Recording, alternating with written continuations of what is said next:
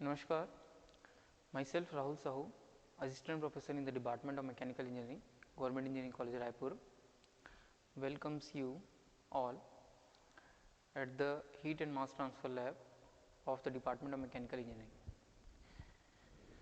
So, today we are going to perform experiment of composite wall. So, here is the equipment to find out the overall heat transfer coefficient of any composite wall. So, let us understand what is composite wall. So, composite wall is basically, as name suggests, it is a layer of walls stick together to increase or decrease the heat transfer rate. Like in case of furnace, we want to decrease the heat transfer rate. So, we put layers of insulators or layers of insulating materials to prevent the heat loss. Likewise, in case of boiler or in case of any cable, we want to increase or decrease the heat transfer rate. So, we apply the different layers of different materials. Like in the present case, there are 3 layers. Like first one is the steel, and above that bakelite, and after that wood. So, here it is 3 layer composite wall comprises of steel, bakelite and wood.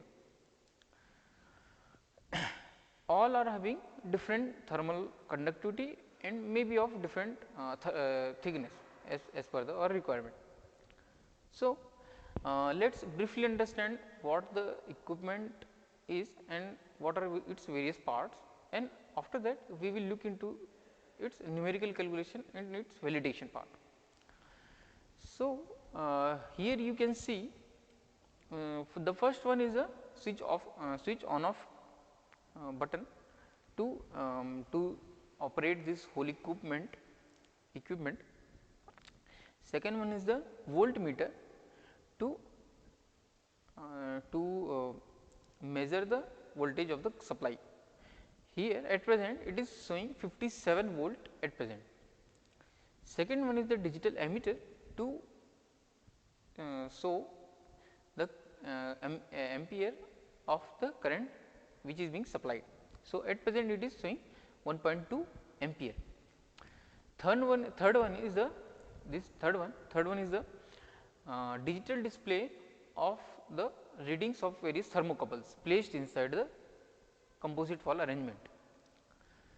This dimmer state, this blue one, in video you are not being able to see, but it is like a temperature dimmer state.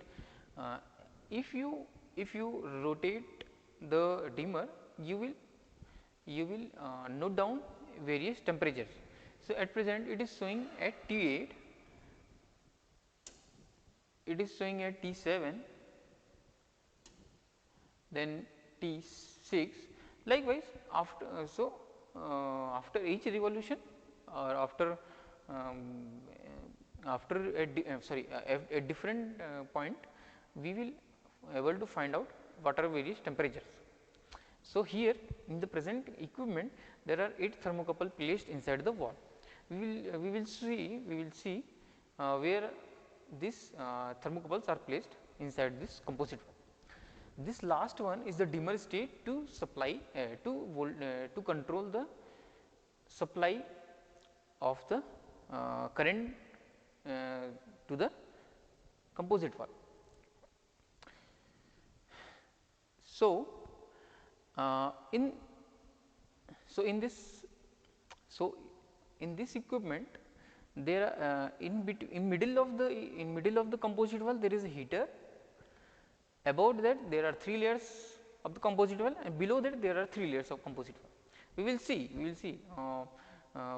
what are the arrangements and what are the dimensions, but overall these are the various parts. At present it is showing 157 volt, but because it is not connected to any voltage stabilizer. If actual readings are to be calculated, it must be operate with voltage stabilizer. At present it is not functioning well. So, it is showing 157 volt, which is quite high for this equipment. So let us briefly look into the calculation part.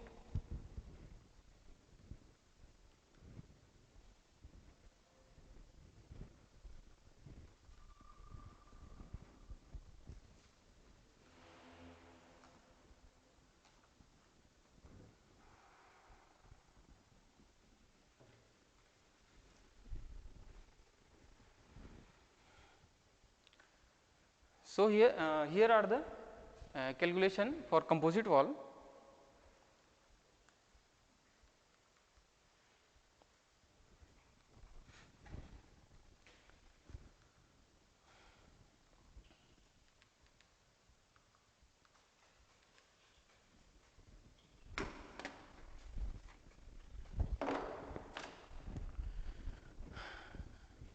So, let us take an example of composite wall, which is not the actual one. So, in the example we are taken, there are 3 layers of different materials of different thickness. Different materials are having thermal conductivity K1, K2, K3, and respectively their thicknesses are L1, L2, L3. Let us suppose this whole composite wall is already achieved their steady state. So, heat supplied does not increase its temperature. So, this Ta, Tb, Tc and Td are their respective temperatures, which is not increasing or decreasing with time. So, this whole arrangement is already achieved their steady state. So, heat transfer through composite wall can be written as this equation. After this equation comes after simplifying a heat conduction equation. This is area of heat transfer, this is overall temperature difference from first to the last layer, and these are various length and thermal conductivity. This can be equated to overall heat transfer coefficient U into area of heat transfer into whole temperature difference.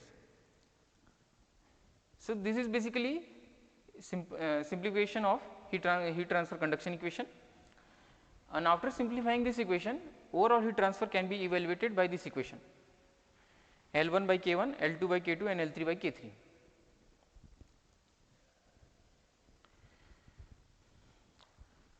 For the present case, we have already taken our steady state values, which are as follows. Our temperature 1 92 degrees Celsius, then 89, 83, 82, T5 61, T6 55, 57, 45. These are the temperature we have already taken from the apparatus, and these are steady state value. These are steady state value in voltage of 50 volt and current of 0.5 ampere. So, these are the steady state values. These are all 8 temperature values from thermocouple, and these are voltage and current supply of the current. So, our composite wall looks like this. So, in the middle of the composite wall there is a heater which is a nichrome type, and above that there are 3 layers of the composite wall, and below the same one. So, the immediate layer to the heater is the steel, made up of steel. After that there is a layer of bakelite, and there is wood. The same configuration is also in below of the heater. So, basically this is symmetrical along the horizontal axis, same, and below there are same layers. Each layer of having thickness of 1 centimeter or 0.1 meter. Steel, bakelite and wood both all three are having thicknesses of 0.01 meter. Obviously, their thermal conductivity we already known from their material properties is still near about thermal conductivity of 45 SI unit, bakelite near about of 0.12, and for wood it is approximately 0.2. So, these are the property we already known from their material properties. Once we know their thermal conductivity values of thermal conductivity and their thickness, we can easily find out their overall heat transfer coefficient, which is theoretical values. That means, if we put their thicknesses and correspondingly their thermal conductivity, we can easily find out the theoretical value of overall heat transfer coefficient. So, which come out to be theoretical overall heat transfer coefficient come out to be 7.487 watt meter square Kelvin. So, this overall thermal conductivity we calculated by their thickness and correspondingly their thermal conductivity. So, this is the thermal conductivity of the composite wall. Now, we have to validate this theoretical overall heat transfer coefficient with the experimental one. How we are going to do that? Experimental heat transfer coefficient can be evaluated by rearranging this equation. So, experimental heat transfer coefficient is equal to heat transfer divided by area of heat transfer multiplied by overall temperature difference. Overall temperature difference represents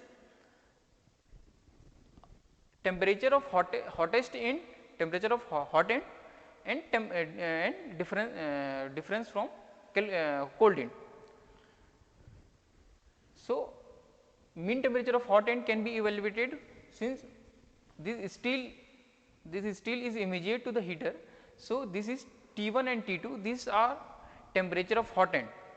So, the mean temperature of hot end can be determined by the average of this T1 and T2. Similarly, temperature of temperature of contact layer between steel and bakelite can be easily find out by mean of T3 and T4.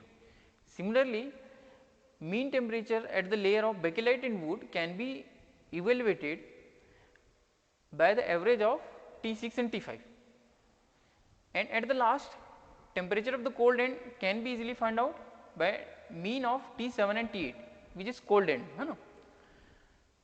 So, for our present case, for which we already taken our temperature measurement, this TH come out to be 363.75 degree Kelvin. Similarly, contact layer between steel and bakelites come out to be 355.65 Kelvin. Same 331.15, and at the last temperature of a hot end come out to be approximately 324.15 degree Kelvin. So, these are the mean temperature for these values, which we have already taken for the steady state condition. Now, we have temperature of hot end, temperature of cold end. We can determine their temperature difference, area of heat transfer. So, basically these plates are of cross sectional area of circle, which is a diameter of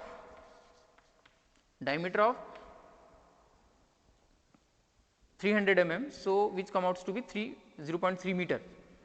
So, its area come out to be 0.07 meter square. This is area of heat transfer. Q we can find out by multiplication of voltage and current for present case voltage is approximately 50 volt and ampere reading is 0.5 ampere. So, the multiplication of the heat transfer comes out to be 25 watt. Now, for this equation we have already evaluated all these parameters. Heat transfer comes out to be 25, area of heat transfer is 0.007, temperature difference, temperature of hot end is 363, temperature of cold end is approximately 324. So, after calculating this, experimental overall heat transfer coefficient comes out to be 8.952 watt meter square Kelvin. So, this overall this experimental overall heat transfer coefficient we found out by difference of cold end and hot end and actual heat supply. So, it comes out to be 8.952 experimental one, and theoretical one come out to be 7.487. So, if you calculate the percentage deviation from theoretical one, it comes out to be approximately 18%, which is not quite high. So, this deviation could be due to improper functioning of the thermocouples, maybe the whole system with respect to time may increase their temperature. So, this might be the reason for the deviation. So, by this way we calculate overall heat transfer coefficient of the whole equipment and compare it with the theoretical one. Thank you.